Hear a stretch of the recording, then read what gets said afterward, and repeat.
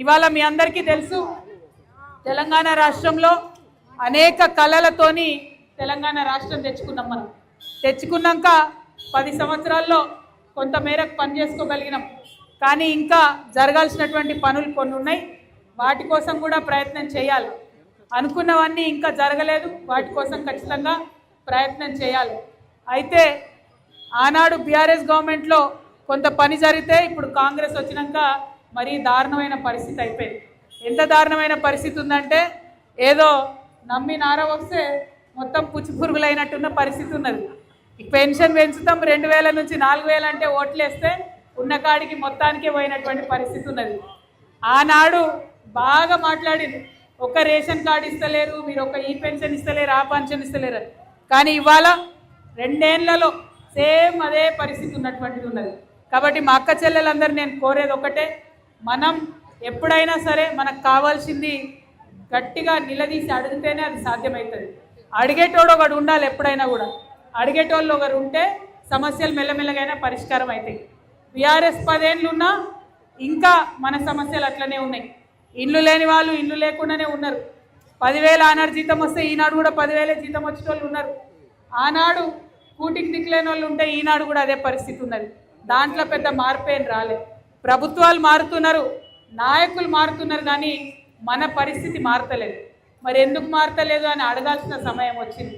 ఇవాళ తెలంగాణ జాగృతి నుంచి జనం బాట అనే కార్యక్రమం పెట్టినాం. దీంట్లో వేరే ఆలోచన ఏం లేదు. ఎందుకంటే ఇప్పుడు ఓట్లు లేవు, మీకు తెలుసు.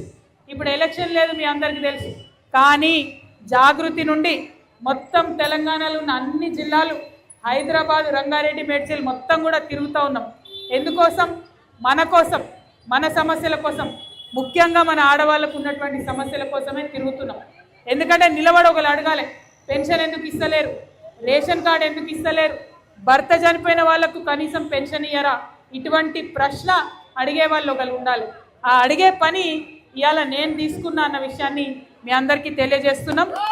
అడగడం కోసమే తిరుగుతూ ఉన్నాం. ఇది ఓట్ల పోరాటం కాదు, సీట్ల ఆరాటం కాదు. సమస్యలను ఎవరు అడుగుతలేరు. ఇవాళ రేపు ఓట్లుంటే అన్ని పార్టీలలో వస్తారు, ఓట్లు లేనప్పుడు ఎవరు కనబడరు. ఓట్లు లేనప్పుడు కూడా మీతో ఉండేది మీ తెలంగాణ జాగృతి. అందుకోసమే ఇవాళ మీ దగ్గరికి వచ్చినాం. మరి ఈ సందర్భంగా మా ఆడబిడ్డలకు, మౌలాలీలో ఉన్న మా ప్రజలకు నేను తెలియజేయాలి, నేను గత 20 ఏళ్ళుగా బీఆర్ఎస్ పార్టీలో పనిచేసిన, తెలంగాణ ఉద్యమంలో పనిచేసిన. కానీ ఎందుకో మరేమైందో బీఆర్ఎస్ పార్టీలో నుండి నన్ను తీసివేయడం జరిగింది, నన్ను సస్పెండ్ చేయడం జరిగింది. మీ అందరు చూస్తున్నారు ఆ విషయం. నా కుటుంబము, నా పార్టీ అని అనుకొని 20 ఏళ్ళు పనిచేస్తే ఏమాత్రం మొహమాటం లేకుండా కట్టుబట్టలతో నన్ను నది రోడ్డు మీద పడేసింది. అయినా నేనేం భయపడలే. నేను ఒకటే అనుకున్నా, ఆనాడు తెలంగాణ ఉద్యమంలో నడి రోడ్డు మీద ఉండే పని చేసినాం, మళ్ళా కొత్త ఉద్యమం చేస్తాం, మా ఆడబిడ్డల హక్కుల కోసం చేస్తాం, మా పేదవాళ్ళ హక్కుల కోసం చేస్తాం, మాకు రావాల్సిన ఇండ్ల కోసం చేస్తాం, మా పిల్లల కోసం రావాల్సిన ఉద్యోగాల కోసం చేస్తాం. అందుకే ముందుకొచ్చి ఇవాళ పనిచేస్తూ ఉన్నా. చాలా మంది అన్నారు, మరి అంత పెద్ద పార్టీ నీడలేదు, ఏం చేస్తావు నువ్వు అని అన్నారు. నేను ఒకటే అన్నా, ఆడబిడ్డలు తలుచుకుంటే ఏదైనా చేస్తారు, ఆడబిడ్డలు గట్టిగా అనుకుంటే ఏదైనా చేస్తారు. నేను చేసేది తప్పు కాదు, చేసే పోరాటం పేద ప్రజల కోసం. కాబట్టి నేను ముందుకే పోతా, వెనక్కు పోను అని చెప్పి పంతం బట్టి ముందుకు పోతున్నా. మరి అంత పెద్ద తండ్రి నీడలేదు ఇవాళ నా మీద, కానీ నా మీద నా తెలంగాణ ఆడబిడ్డల నీడ ఉంది అని చెప్పి నేను బలంగా నమ్మి ముందుకు వెళ్తా ఉన్నాను. మరి మీ అందరికీ నేను నమస్కారం చేసి కోరేది ఒకటే, 10 ఏళ్లలో జరిగింది కొంత పని, జరగని పనులు కూడా చాలా ఉన్నాయి. తెలంగాణ ఉద్యమంలో మీ అందరికీ తెలుసు, 1200 మంది బిడ్డలు చచ్చిపోతే వాళ్ళ పాడేలు మోసడం మేము తెలంగాణ వచ్చింది. కానీ అందులో 540 మందికి మాత్రమే మనం గుర్తించి వాళ్ళ ఇంటికి ₹1 ఇచ్చినాం, ఉద్యోగం ఇచ్చినాం. మరి మిగతా వాళ్ళ సంగతి ఏంటి? తెలంగాణ ఉద్యమం కోసం ఆస్తులు అమ్ముకున్న వాళ్ళు ఎంతోమంది ఉన్నారు, కానీ కనీసం వాళ్ళకు వార్డు మెంబర్ రాని వాళ్ళు కూడా ఇవాళటి వరకు కూడా ఉన్నారు. ఇది పదవుల విషయం కాదు, పేదవాళ్ళ విషయం. పెద్దవాళ్ళకు కాకుండా పేదవాళ్ళ కోసం పనిచేయాలనే పంతంతో తెలంగాణ జాగృతి ముందుకొస్తుంది. ఆ పంతంలో మరి మా ఆడబిడ్డల ఆశీర్వాదం నాకు ఉంటుందని చెప్పి, తెలంగాణ జాగృతికి ఉంటుందని చెప్పి మనస్ఫూర్తిగా నమ్ముతూ మరి ఇవాళ పొద్దున మేము బయలుదేరినాం. ఇవాళ మేడ్చల్ మల్కాజ్గిరి జనంబాట యాత్ర ఉంటే ఏం చేసినాం? పొద్దునుండి పోయి చెరువు చూసినాం. చెరువు కబ్జాకు గురవుతుంది. ఆ చెరువులనే మొత్తం చెత్తేస్తున్నారు. పక్కనున్న కాలనీలు ఉన్నాయి, అడిగేటోళ్ళు లేరు. జాగృత వాళ్ళు వస్తున్నారు అనగానే మున్సిపాలిటీ వాళ్ళు 3 రోజుల నుంచి క్లీన్ చేస్తున్నారు. క్లీన్ చేస్తున్నారు, గెమాక్సిన్ పౌడర్లు చల్లుతున్నారు, దోమలు రాకుండా చూస్తున్నారు. మేము పోయే వరకు మొత్తం సాఫ్ చేసి పెట్టి, రోడ్డు బాగాలేదు, బ్రిడ్జ్ బాగాలేదు అని చూద్దామని పోతే అక్కడ పని మొదలు పెట్టింది. అందుకే అంటున్నా నేను, అడిగేటోళ్ళు ఉంటే పని కదులుతుంది, సర్కార్ కదులుతుంది. అందుకోసమే ఇవాళ వచ్చినాం. ఇక్కడ నుంచి మల్కాజ్గిరి పోతున్నాం. ఎన్నో ఏండ్లుగా పెండింగ్ ఉన్నది రైల్వే బ్రిడ్జ్. ఇవాళ మేము పోతే ఖచ్చితంగా నేను మాటిస్తున్నా, అది కూడా కదులుతుంది. అట్లా ఒక్కొక్కటి అడుగుతూ వెళ్తున్నాం. వేరే పని ఏం చేస్తలేం, మన పనే, ప్రజల పనే చేస్తున్నాం.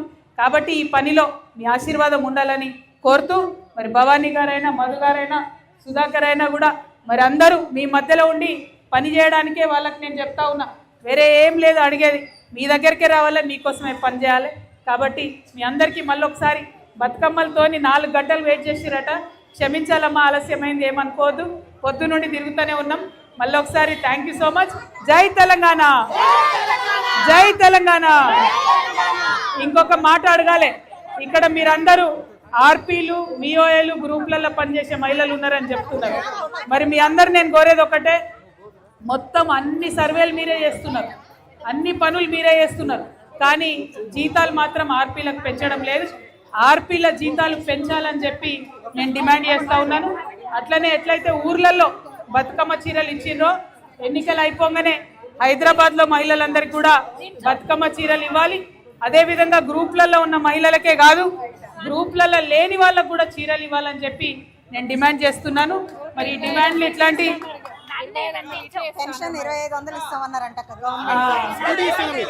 అన్నిటికన్నా ఇంపార్టెంట్ అడుగుతా తప్పక ఆటో వాళ్ళదా ఏందది అర్థం కాదు.